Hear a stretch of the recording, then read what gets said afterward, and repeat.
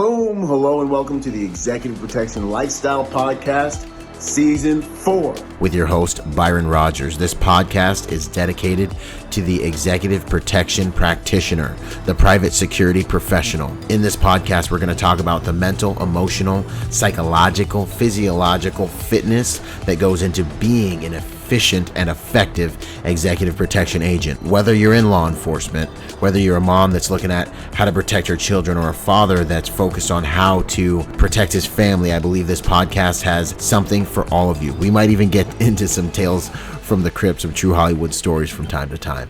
I'm doing this podcast because I feel the reality of this job is simple. If you really want to be good at executive protection, it's more than just a job. It really is a lifestyle. And those of you who've been in the game for any serious amount of time, you already know what I'm saying is true. So if that sounds interesting to you, enjoy the show. Out. Boom! What's up, you guys? Byron Rodgers here. Another awesome episode of the Executive Protection Lifestyle Podcast. I've got Miranda Coppoolse of MC Global in the house as an honored guest. How you doing, Miranda? I'm doing perfect, actually. Thank you. Great to be here. Thank you. No, it's an honor. Absolutely. Anytime I can find, a female that's out there doing things, making a difference, impacting the industry, I think it's really valuable. So, I'm honored to have you here and have these conversations with you for sure. And likewise. Thank you. Thank you. Yeah, it's been this Executive Protection Lifestyle Project has been amazing. I've got so much good feedback during our last Close Protection Conference, just agents in the industry saying, hey man, that free content you're putting out helped me get, my job, my promotion has really helped me and my career. And, for me, that stuff is for anyone, to see your work have an impact like that, and with other professionals, it's been one of the most rewarding things I've worked on. So we're having a good time here for sure. Yeah, isn't that great if you can just help people by talking, right? Yeah, having conversations. So many paths for them. I love it. Yeah, no, and I see, for those of you who don't know, Miranda's doing so many things in the space. I actually had troubles coming up with my questions because I was like, wow, she's a hammer, and coaching and human behavior analysis and risk assessments and human trafficking, and I'm just outstanding because I'm all about building these brands that help people, and I love seeing the coaching and the personal development stuff. I think that's really ultra important stuff. So I guess why don't you just let everyone kind of know what you're into, what you're doing, give them 100-foot view, and then we'll dig into it if you don't mind. All right. That's a lot. It'll take a minute, but it's fine. It's good. Yes. Well, I try to keep it short. So in a nutshell, I'm a behavioral analyst. I work in this field for around 30 years, a little longer. And I am mainly in the security side of things, working on behavioral analysis and fighting human trafficking, of course. That is one of my one of my signatures, I guess. What do? I train and instruct on behavioral analysis, telling people what it is, in essence, behavior, how you can understand that, and how with understanding that you can use your or other people's behavior for the good. I coach and mentor a lot of people, oftentimes people who are in the industry and want to grow, but understand a little bit more about people, but also the industry itself. A lot of people whom are transitioning from law enforcement to private security, let's say, or close protection, or the other way around, even military. I coach and mentor even people, and I call them victors because I don't like the word victims, who are trying to stand up for themselves and like to make a difference in the world with the experience that they have, but don't really know where to start, and also maybe sometimes to just shape their lives or reshape their lives, I have to say, to complement their family and their colleagues, their work or whatever, to progress in life in a positive way. Next to that, I just give trainings like heat courses, hostile environment, kidnapping, that kind of courses all over the world. I, as I said, work with people who fight human trafficking. So I help them understand behavior, how you can better negotiate, how you can find and establish and understand behavior in different cultures, other sides, of the globe, because we are working all over. So that really helps establishing baselines, profiling, dang, you name it. Yeah.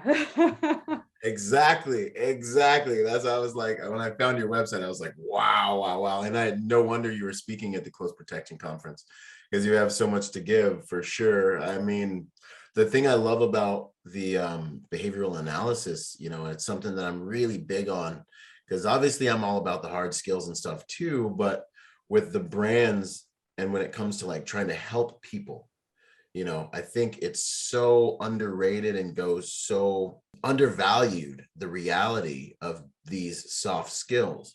You can teach a single mom, like 110-pound human being, how to really understand who's dangerous and what they need to do. And then they can come up with a strategy from there. Like, this is before we get to the dojo work and the range work. This is just the cleanest way to win the battle, which is knowing and moving. It's very important. It's beautiful stuff. Absolutely. I always say the world starts and begins. Everything that we do starts with people, right? We do it. We initiate everything. Absolutely. So if we understand people, then we can influence that. Right. We can be proactive instead of reactive. And that's what I saw all the time, reactive responses. Right. And of course, sometimes you are reactive, sometimes just things pop up. But if you can see things up front already and you can prepare yourself, how much easier it will become, right? So absolutely. Yeah, that's what I do. Trying. I'm not all knowing again, but yeah. But you're very, very formidable. This is good. I always tell everyone, everything in your life, good and bad, will come through relationships. So business is the commerce of relationships. Yeah. Socially engineering a safe environment by how you act in that environment.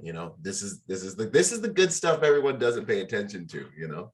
My most valuable weapon in private security is my smile. It's how I create, safe environments and positive relationships that are really valuable. What about, so for my first question, one of my favorite, is who are you at your core? Who's the woman behind the work, The woman behind the work. First of all, a survivor, because that's how I started my work. It's what I do. Wow, it's my calling. And who am I? I'm super curious, super interested in people. Always want to know or want to find out the why behind stuff. Always a person that looks for solutions, try to think positive, build relationships. And I care a lot about people and animals in essence. So I'm a super animal lover. Yes, animals are pure. It's they're exactly. Yeah. I love it. So you said a survivor. Are you able to go into that a little bit for us? Unpack that a little bit, or how do you feel? I sometimes tell my story, not in full because it's quite long, but I've been a victim of trafficking and severe abuse and kidnapping. Wow. And I eventually escaped for the second time. I tried to escape twice. The second time was successful. Wow. And when I ended up in a shelter home and saw all the people, I was like, I need to do something with the experience that I have, because I don't want to end up being really the victim. Mm-hmm. I have so much knowledge, and I am strong because I survived this. I escaped, like what you see in horror movies times 2. So I was like, I just need to do something. I just need to do something. I cannot just sit there and cry for the rest of my life. And that's what I did. Outstanding. So that is the survivor in me, and I call it survivor and victor, as I said before, because I cannot stand the word victim. Victim is really when you are found and then you stand up and afterwards you do something. So Yes. yeah. There's so much. Well, congratulations. Much respect for the choice you made to be a victor, you know, and there's so much value in your perception and like your paradigm and the way you approach that past, you know, and the way that you've actually really transmuted it to be a positive thing that's made you stronger, and I'm sure helped so many people. I really hope that people listening to this take note of that and realize that there's a choice when these things happen as to how you'll choose to direct the rest of your life. It can make you stronger and better, and actually you have a superpower and a story that you can help other people who've been through that. You know, where I can't speak to that because I as effectively because I haven't had that experience. But I just really, you're a beautiful example of someone who's really, really leveraged that for good in the world, is turn that darkness into something positive. I really respect that. Thank you. Yes, I'm trying. Hey, that's all we can do. That's all we can do. Yes. Oh, I love it. Outstanding. Now, were you really a protector? And this is just my curiosity. Before this happened, or did you kind of was the protector and you born through the trauma of the experience? No, I've always been, I think, the one who wanted to protect and take care of people. Even in school, when I saw people being bullied, I was always on the side of the person that was bullied. I was always, well, even fighting for them, literally. So yes, I always wanted to take care of animals that weren't feeling well. Even plants, you know, if a flower broke, I was the one coming with tape wrapping it. It's just insane, but that was the kind of person I was. Yeah, that's beautiful. No, I'm the same way. I completely agree with you. It resonates with me because I'm the same way. I'm ridiculous. Like, do we have to step on the ant? Like, can we just get this? Like, can I just get the spider out of the house? Do I have to? We don't have to kill the guy.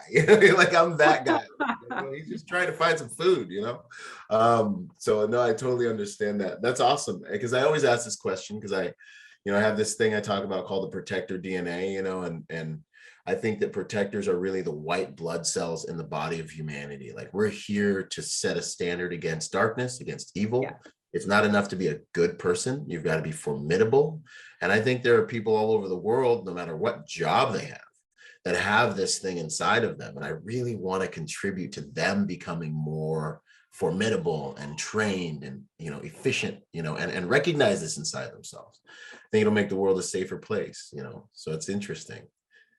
It is. And I found it really interesting because it was my strength, but also my weakness. Because of wanting to take care of people, you also try to help people who are really not helpable. How do you say that? That's a painful experience sometimes. Exactly. And that's why I ended up in the wrong scene, right? Because I thought I could cure everyone with love and care. And that was absolutely not the thing.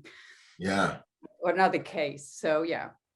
That's a good note. That's a very good note for you know, those, because I mean, there's a thing called the hero complex, and you can really attach yourself to someone who is toxic and is not going to choose to come back up to the light. And it's easier to pull someone down than it is to pull someone up. So you have to be making those assessments and ready to make those hard decisions if necessary sometimes, and sometimes for their own good, you know. Yeah. Wow. Interesting stuff. Okay. So that's kind of, how did you get into what you're doing and the human trafficking and profiling and stuff? Well, I actually a little bit by chance, by luck, maybe even. I was always in retail before. So I was country manager of many shops. I opened one after another. First in the 1 hour, you had those photo shops where you could develop back in the day. within within an hour. Yeah. So back in those days, probably I'm now telling sort of my age here, how old I am. But so back in those days, you had those 1 hour things, and then you developed your film within an hour. And we had many shops back in those days in the Netherlands. I'm from the Netherlands. And later on, I worked in sports. So I opened sports shops with gear and all that stuff, shoes, training suits, you name it. We all had that stuff. But when I ended up in the hands of the wrong people, I also met, of course, people who worked in the police. And I befriended them. Eventually, later on in life, I started a relationship with someone, and it was a detective. And what detectives do, still what I see, because of course I have a lot of law enforcement friends, is that, and I see that in security as well, they all gather and hang out together and discuss what they've been through, and, you know, try to help each other to solve certain things. And in this case, also cases, because they were detectives. And oftentimes I saw something and I was like, hey guys, but probably, you know, why didn't you think of this? Or it looks like that. And eventually that helped them. And they asked like, hey, why don't you come join the police? I was like, I want to, but I have a mortgage to pay. I have a full-time job. And if you go to the police academy, you don't really get a salary. At least that was not in the Netherlands back in the days. So then an acquaintance of mine walked up to me and he said, you know, they are looking for security people, but on a specific type of security, and more like into interrogation and looking at specific documents, if they are forced, all that kind of stuff on airports. And he said, you know, you don't specifically have to have a security background, but they want someone with a certain experience and a certain view on things. So I was like, let's go and have a chat. And I got hired, and I worked with them for a little while, and then was scouted by another company of Israelis that, of course, did the profiling, which is very famous, especially at the airport in Israel. They do the profiling. Yeah, they do. Oh yeah. If anyone who's traveled through Israel knows that they definitely do. I know, right? And that's also something a lot of close protection and executive protection officers walk into, like, hey, what do you say now? But eventually, yeah, I was scouted by them because you could not apply for a job there. And I started working for them for many years. I became a trainer, an instructor, supervisor of many flights and other agents. And yeah, that's how I really ended up in the security world. And that was all about, of course, behavior. And I don't know, I think I just have a 6, maybe even 7 sense for that. It just, I don't know, it just suits me. It feels good. I just understand it. And it's fascinating somehow to me. Yeah, no, absolutely. I can definitely pick that up when I met you, your power perception. You know, like I could see that you saw me. You know, that's I have the same gift, and it's definitely cool to recognize it in other people. And it's like, okay, that energy, like, not to get weird, but like, I feel like energy and the vibe people put off and the way they move, it's a whole nother language, you know? It is. It's a whole nother language. Yeah, and some have it, some don't. Right. But I always say you can really learn this. And of course, some who have it have that extra swing, I don't know, the vibe about them.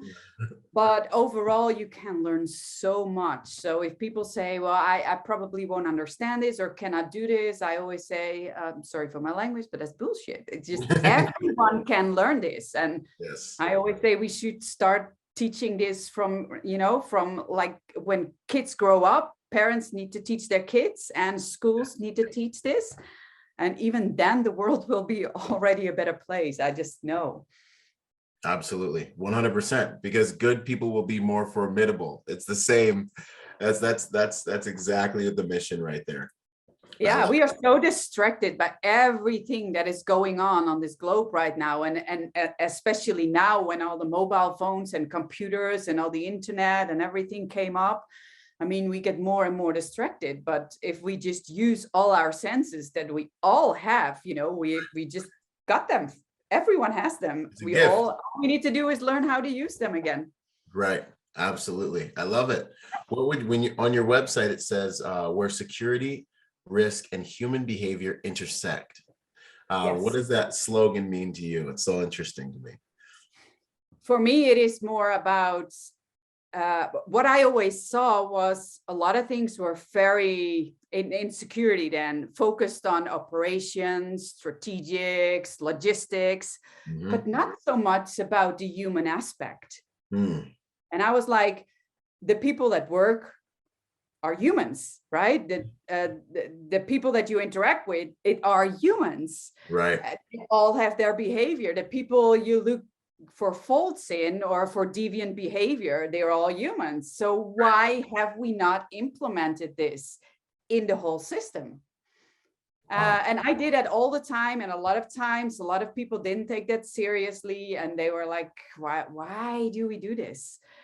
We don't understand this, and or there was no money for it, or it was not important. And I eventually thought it felt like my calling. I needed to do something. So I started with implementing, and I still do that also, by the way, I forgot to tell it, but that about procedures and protocols and trainings implementing in organizations, and especially organizations that have multiple locations, for instance, in the US and in India and in the Middle East. And you cannot just copy paste procedures and protocols from one to another culture. It just doesn't work.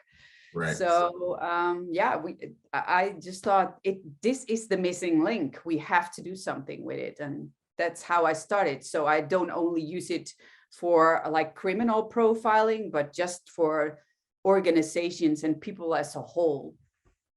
Outstanding. No, I love that. And that's kind of one of the things with my businesses. Like I built training for the EP industry, and then I was like, man, this stuff, because like, yeah, you can go learn from the high speed SF, whiz bang, Zoomy guys, the Delta guys, and they have so much to give. But like what we do is we are civilians protecting civilians. This is the mission of every civilian in the, like, security is the one skill that protects anything that you love and have in your life, and so if you can learn this skill, you can keep your stuff and your life, and so I really feel like security professionals really do have maybe an edge when it comes to teaching skills to other civilians, because we don't have a badge, we don't have any of the authority, we've just got to get it done from the civilian standpoint. Good. No, it is true. I just see that we just need to push that a little, because we can all learn so much from each other, and especially if you combine the hard and soft skills, it's just it's a powerhouse if you do that. So and what I saw now was only just people focusing on risk assessments and just ticking boxes, and I was like, if they say, go to that fence and see if it's locked, I want you not only to check this and say, oh yeah, I see it's locked, it's closed, but have you felt if it's locked, what kind of lock is there? Who has the keys, right? I want you to ask questions and think and have that in your plan ready for when shit hits the fan, right? And all those little steps. So yeah, that's why I thought, I have to merge this all together, because it's so important. It's the glue to everything. Yes. No, I love it. Another thing you said that was amazing that I want to highlight is, for people that have jobs that they're just kind of like just doing a job, and you are a protector organically, this job of private security, I always say it's more than just a job. Like when you're keeping people safe, and your risk assessments are helping teams and good people stay safe, it's so much more gratifying work than just doing some job. Like, what would you say about that? That's because you're organically a protector. Then you have the job, and then you do the thing, and the fruit is just, I don't know. It's a whole different experience, in my opinion, for a profession. It is, yeah. And I see a lot of people who finally have had some of the classes or have had my mentoring, and they turn out to be so much better and happier, because it's so much easier to move around when you just understand it. Right. You know, 100%. otherwise you get so tired. Yeah. Like focusing on things that you don't understand. Yeah. It only makes you feel like you don't understand it, and you put all the energy in the frustration. Well, it's so simple. Absolutely. And sometimes you need someone to show you how simple it really is, and help you accept that it's that simple, you know? That's good stuff. Behavioral analysis 101. So a little, just to let them wet their beak a little bit on the types of things you teach, and like maybe one or two principles for people to take away about behavioral analysis. Yeah, as I said, I teach you how to use your senses. So it doesn't cost you. You don't have to buy a computer, or you don't have to buy any books, whatever. If I sit with you, I talk to you neurologically, even what happens, right? And how your behavior probably has influence on another person, or the other way around, and how by understanding that you can use that for negotiations, or for work, or to make your own life a little easier and safer. That's all it is. Really, honestly. And there's so much to be said for just the way people move and act, you know, especially I posted a video, tactical protection review, the day before yesterday, with a nice young lady sitting at a bus stop, looking at her cell phone, not paying attention. And a guy comes up behind her with unties his shoes, takes out a shoelace, and tries to strangle her to death in broad daylight. You know, but and obviously we're not like blaming her, but I use it as something for people to observe and learn from. Your posture, your tactical positioning in that environment, your awareness. These are all things that will invite or detract from making you a ripe target. They're either going to deter or attract an aggressor, you know. Yeah. So how you stand and what you say and not say, and that is so important.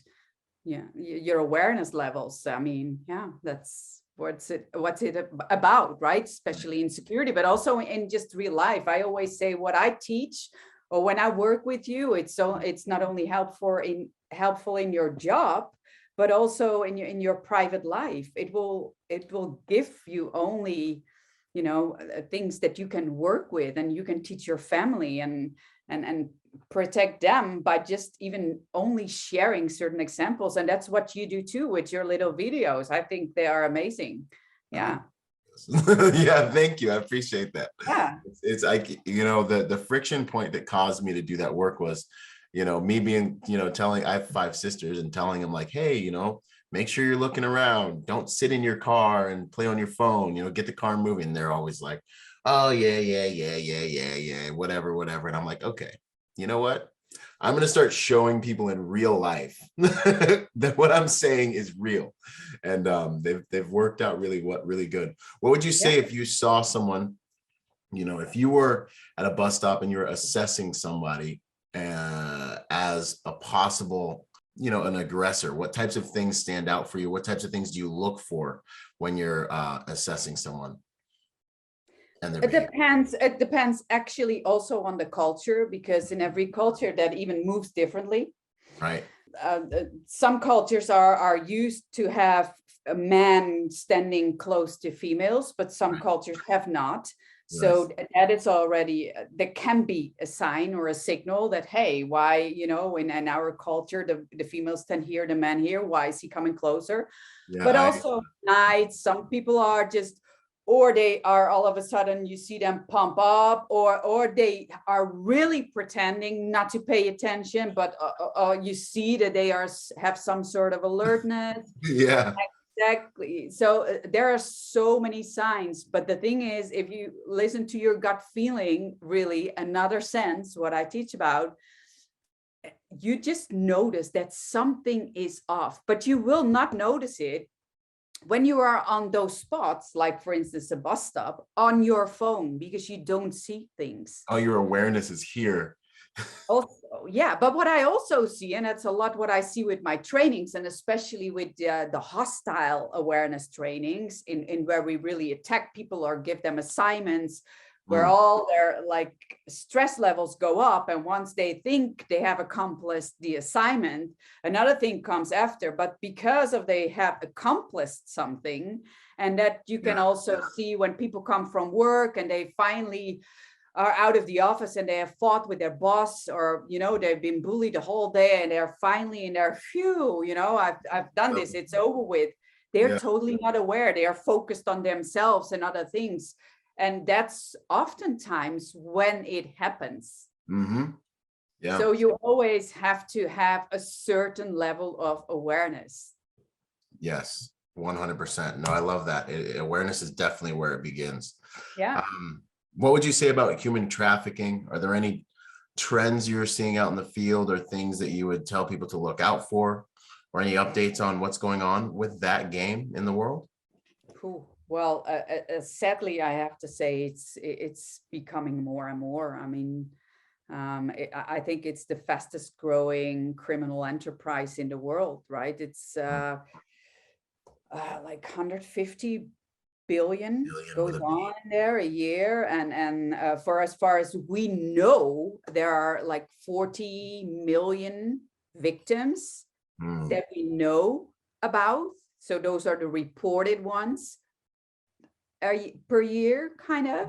So That's a country. The industry is huge, and it happens in front of your eyes, right? On the streets, kids are literally being snatched from the street, from playgrounds, from schools, but also the internet. I mean, so many of those people are being lured in by a fake profile just to come meet them, become friends, and when they think they meet a guy or a girl from their own age, and then somebody else is waiting for them, and they are being taken away.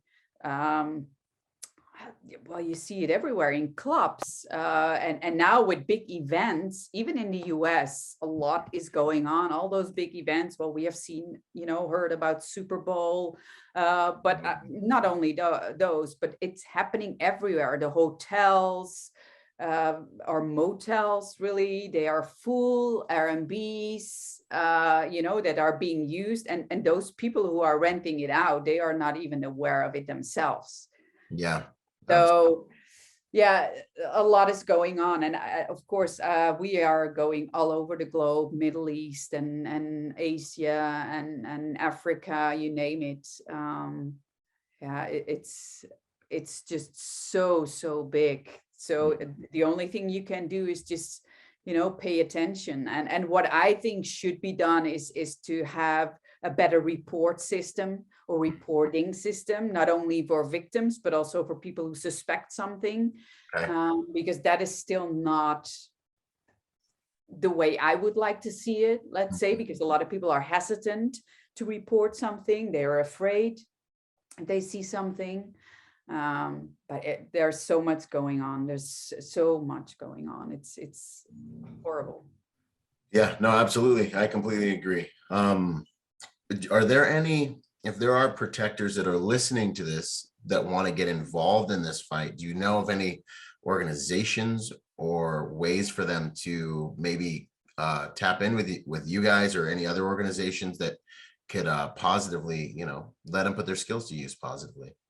Yeah, well, first of all, sometimes you don't even need to be a protector. You can help by raising awareness for those organizations, helping with funds and donations and that kind of stuff, or even aftercare for people who are being rescued, right? So how do you help them establish and build a life after that? So but for protectors, I work with an organization that's called Children's Rescue Initiative. That's based in Pennsylvania, but we hold hands with at least two other organizations. One is called a Servo Project, and the other Adaptive Ops. We actually recently, I was in Alabama giving a training as an instructor. We had a whole week of training there, and those organizations were with us, and we together really teach the people who are fighting that. And that means also the people behind the scenes who are not going in and do raids and rescues or intel. But we have trainings. You can always look at the website. There are trainings being organized. We call them teams trainings. They are quite tough. So you have to be fit if you really want to be in the field.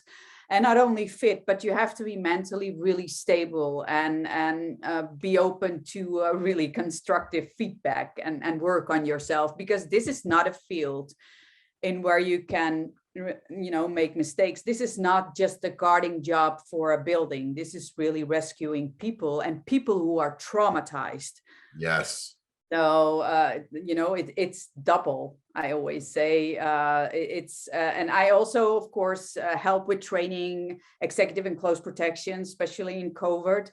But that is a little different, because then you oftentimes are protecting people that, work and have a certain status and are, possibly going to be attacked for what they represent. But with victims, getting them out of the shitholes that they are in, because it's horrible where you have to save them out, and it's super dangerous, because those gangs that have those people, for them, it's money. So if you want to take away their money, then, you have to be prepared that they maybe come after you, or and at least you how to protect yourself for that. So right. And they have funding and they have power, and sometimes they have law enforcement support. Like, there's a lot of factors that corruption in the world, depending on where you are. Yes. And then there's still also, of course, law enforcement involved, sometimes being bribed. Yeah. So depending on where you are, but this isn't a vigilante kind of game. You want to make sure you guys are with a good organization that knows their stuff and can really show you how to be effective with this type of thing, so.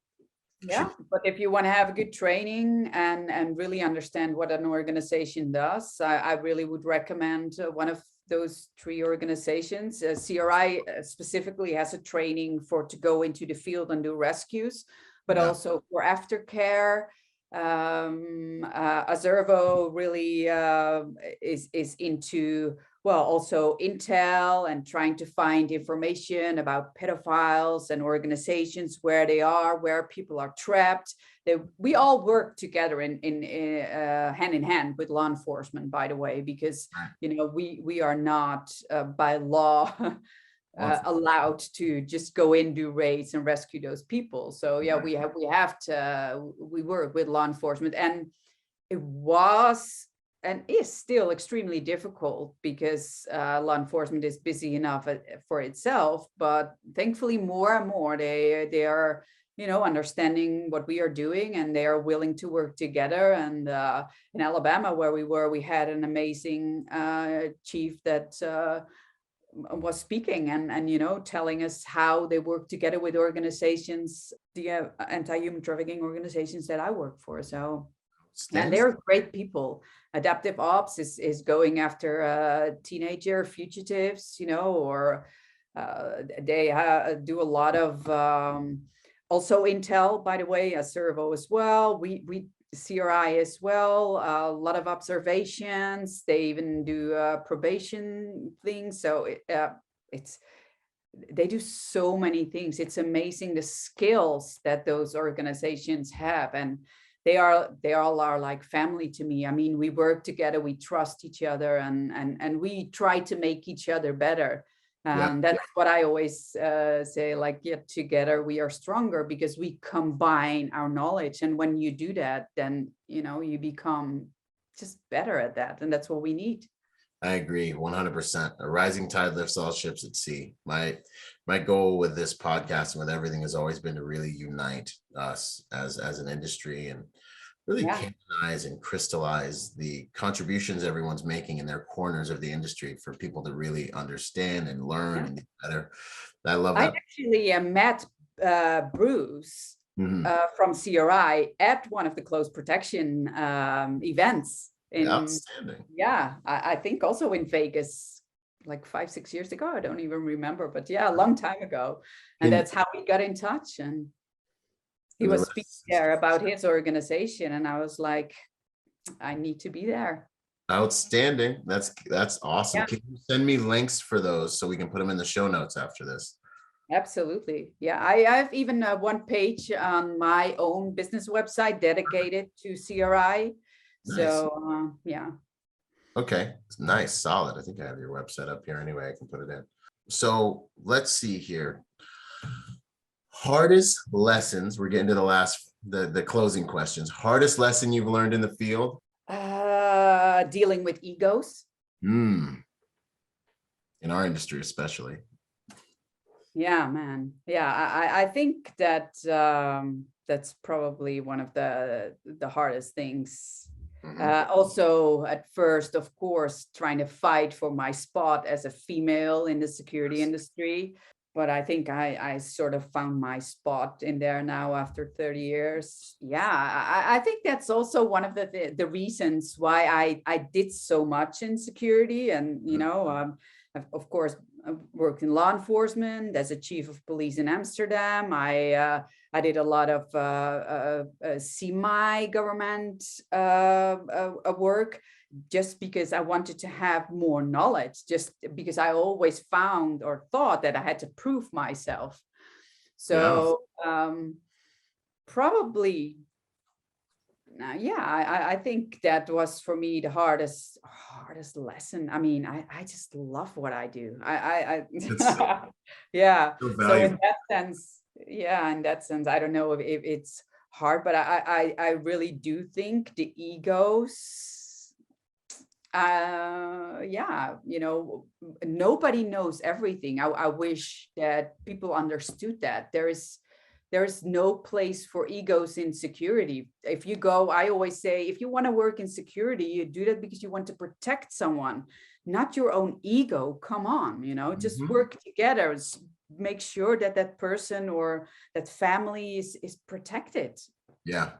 It's so right. It's the other side of it. It's the unhealthy ego sucks everything into self and makes self so significant, and sucks assets into self and becomes a bottleneck for information and all these things. The health, like the way, I mean, for me, my ego is attached to the fact that because I'm there, because of who I am, this family will be protected. This kid's going to make it home tonight, you know, and that is the personal sense of pride I think protectors should have. No matter what the cost, I'm here and this is what I do and this is who I am, and I'm going to make sure that that happens. It's not about us, you know.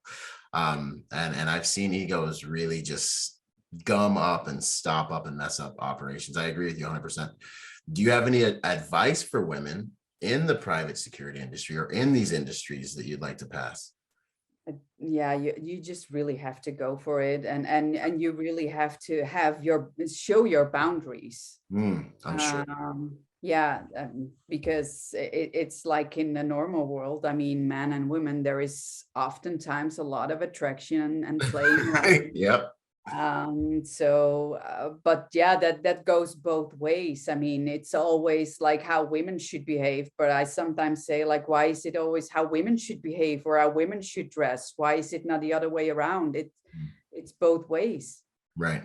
Yeah. And I think also it will do so much good to have women, because we have different skills. Right. And you can combine that. Again, there you have it, that together stronger. Right.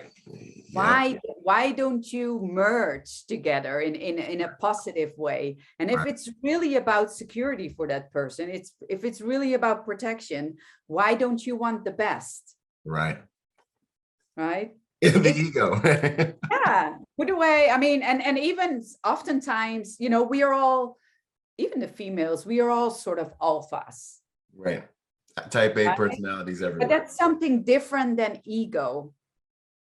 So for me, I always say, be an alpha, you know, stand straight and be strong, but you don't have an ego. I mean, nobody knows it all. I also hate the word expert because we all had to look up eventually everything that we know now, and still I always say keep learning. That's what I do. I still learn every day. I look up things and find things fascinating, even from people who are also in behavioral analysis. And you know, I learn from them oftentimes, sometimes not, sometimes also how not to do it. I also see a lot of people using old psychologists from the past who had great things, but I mean, the world is evolving and the people are changing, and you have to adapt. So be adaptable. That's another thing, not only for females, but also for men. Be adaptable,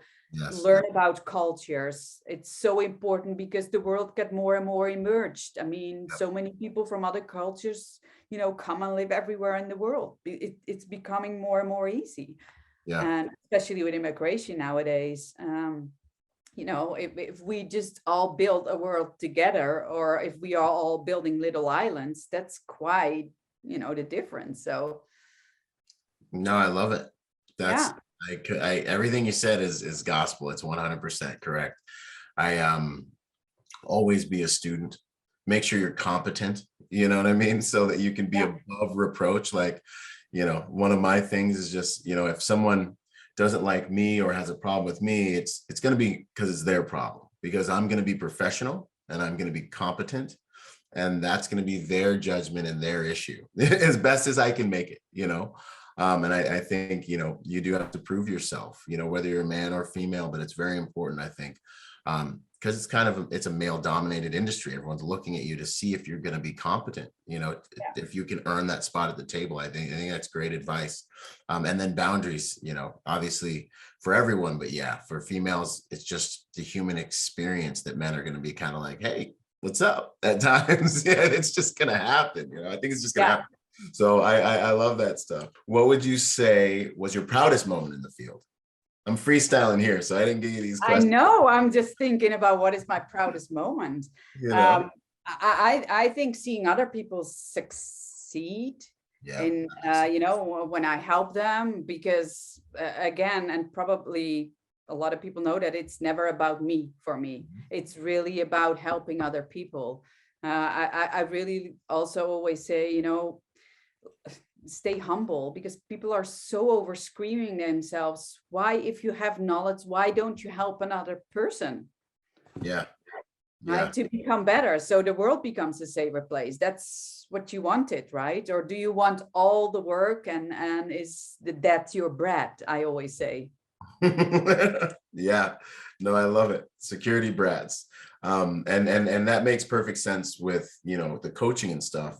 You love seeing other people succeed. I'm the same exact way. For me, like, the money is like cool, but like when someone hits me up and is like, hey, I can feed my family because of what you taught me in the course, or because I got the promotion I wanted, you know, like for me, I'm like, my heart just explodes, you know.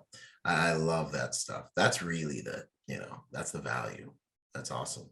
Yeah, for me, it's absolutely valuable to see other people just happy and comfortable in what they are doing all of a sudden. And thriving. Yeah.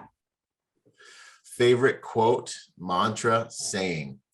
Well, I probably have a few. I think I always have sort of three, and they are three completely different mantras depending on what I do and where I am.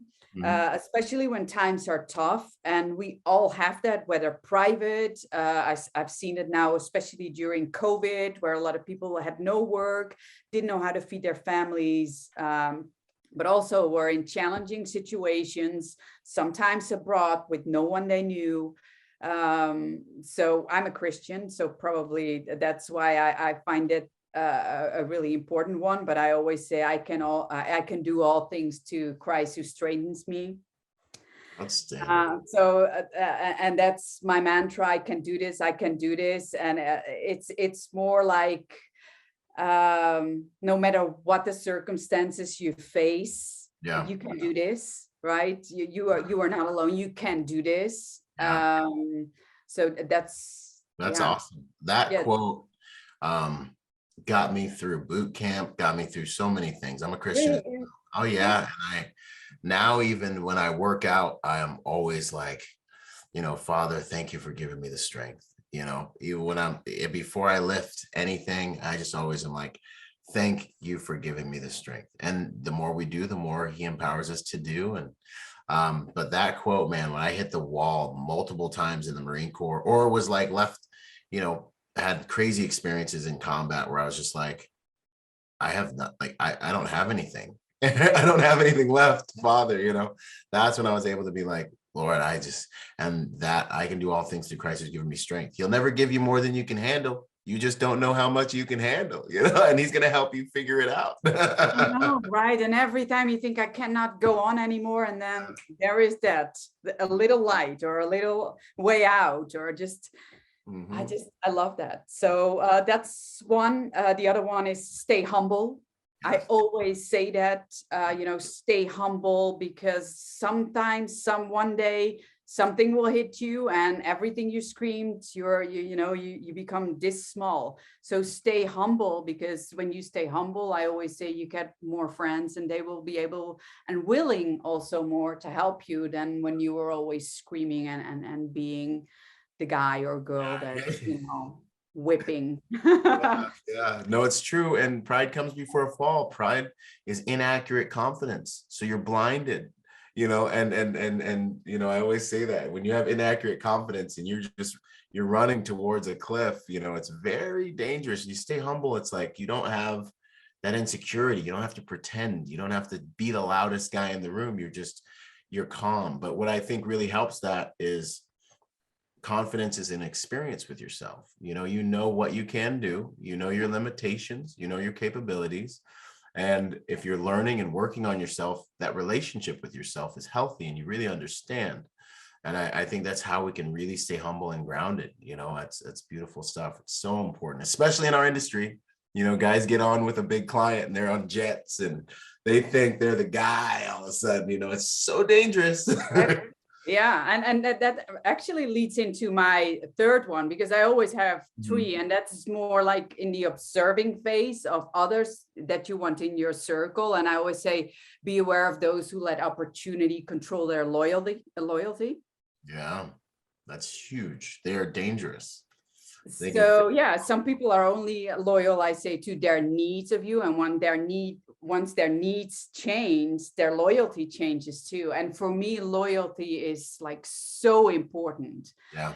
I don't know, maybe that comes because of what I've been through, but loyalty and trust and kindness, sincere kindness, good feedback. I can have a harsh conversation with my friends, right? But it's about, but we do that out of love. So, yeah. That's so good. Faithful are the wounds of a friend, for sure. Our iron sharpens iron. It's such good stuff. Yeah, you make each other better, and sometimes that's not always a nice conversation. And those are your best friends. Those are your best leaders. Absolutely true. Those are your best friends. That's outstanding. How would you like to be remembered? Probably as sincere. That's important for me. Loyal, of course, as I said, that's important, but also fun to hang out with and brave. Yes. I hope that are one of the one of the things that they will remember. Yeah. Because at first, when they see the little blonde girl, they're like, oh, okay, and then I just go with the field, and they're like, what? So okay, I think I proved that I'm brave enough to just be with you guys. Yeah. That's awesome. So, and also because of what I've overcome, and I just my goal is just to help as many people be comfortable as possible in the broadest sense. Outstanding. That's so beautiful. I agree 100%. Those are great things to aspire to be remembered and just to be on a daily basis, so that's there's so much I could say about that. That's a whole nother podcast for me. We love another one. So we talk about you. This is good stuff. I should let you shoot questions at me next time. What would you suggest to people as a habit that can make them a better protector or a better person, just a habit for people to look at implementing in their lives? Being curious. Okay. Continue to be curious. always ask questions. And I always say that, and even under stress, when people are like high in their emotion and under stress, they start asking questions to yourself if you don't have other people around you, or otherwise to other people, because then you get a connection back with a part of your brain that does like the logical thinking and makes decisions. And otherwise you keep hanging in stuff. But also, if you want to learn, just observe and be curious and ask questions. Yeah. That's awesome. No, that's good advice. Ask questions. And it takes some confidence to ask questions too. Yes. There's a lot of internal work. Yes. And be open for constructive feedback. Listen, right? And tell that to people that you trust and work with, like, hey, just at the end, just sit down and let's talk, how can we better each other or ourselves? And I think that is so worthy. Yes, 100%. And it requires a healthy ego. So we're back to looking at we are back to egos. Yeah, look in the mirror and work on that relationship with yourself so you can have a healthy, grounded perspective on yourself. So you can't ask these questions because you're not too scared or insecure to, right? Yeah, that's another thing you have to just sometimes overcome, right? Not to always be scared to talk. Right. I mean, a lot of people just are afraid because they maybe are not used to feedback themselves, but they want to appear perfect. It's part of the human condition. Like it's something people have to overcome at some point. I love it. Well, that's awesome. I mean, we got so much good stuff, I think, in this interview so far already. What are you up to these days? Where can people find you, Miranda? Well, as I said, I'm based officially now again back in the Netherlands, but I'm never here. Most people that follow me, they see that I'm always all over the world. The last month I was in US and afterwards in Africa. I just came back a couple of days ago from Africa. I have a lot of trips ahead of me. I cannot always say the destinations. That's why I never say the people that know me where I go to. So they only know that I jump on a plane, but they never know where I'm heading. Yeah. So that is sort of my life. I go wherever I am needed. Sometimes that can be for investigations, just to analyze them. Sometimes that can be for like the interrogations, but also for training and just helping other people, to set free. Yes. So that is what I'm up to. I'm still doing some online trainings. Nice. Not too many, but usually they are announced or I'm hired by an organization and it's only for their organization. So sorry, people, you cannot join. But I'm always open. People can always approach me if they can get groups together. I'm willing to come speak. Awesome. I'm usually only an email away, I always say. Outstanding. Well, can I put your email address in the show notes? Absolutely. Okay, yeah. And I'll put your LinkedIn and your website in there as well, so people can find you there. Also, yes. Okay, mcglobalsecurity.com. Solid. Yes, trying. No, you're doing. We all trying. I love it. Outstanding. Well, this has been a beautiful conversation. There's so much value here.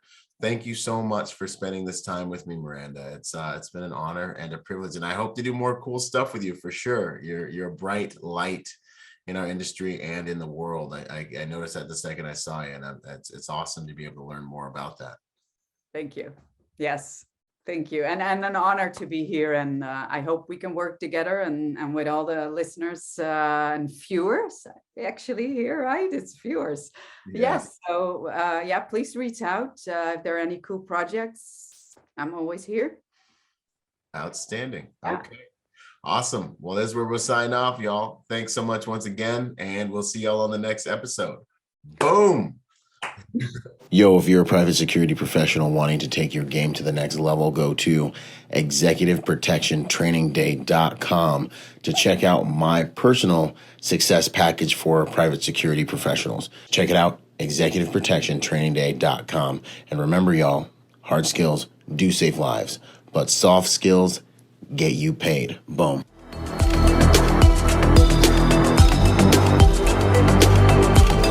Boom. And to support this podcast, go to executiveprotectionlifestyle.com and contribute to our Patreon account. That Patreon account is what helps me make this podcast possible, contributing to this brand, what we're doing here, making it so that I can bring better guests on, making it so that we can plan more events and just expand the contribution to the private security industry, and also to making America a safer place. Do whatever you can, contribute whatever you can, because it makes all of these things possible. Thanks for those contributions.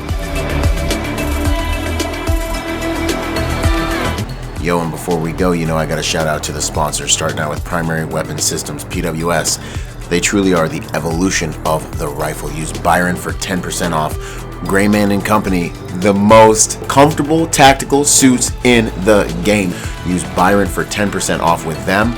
Until the next podcast, this is Byron Rodgers, protector by nature and by trade. Out.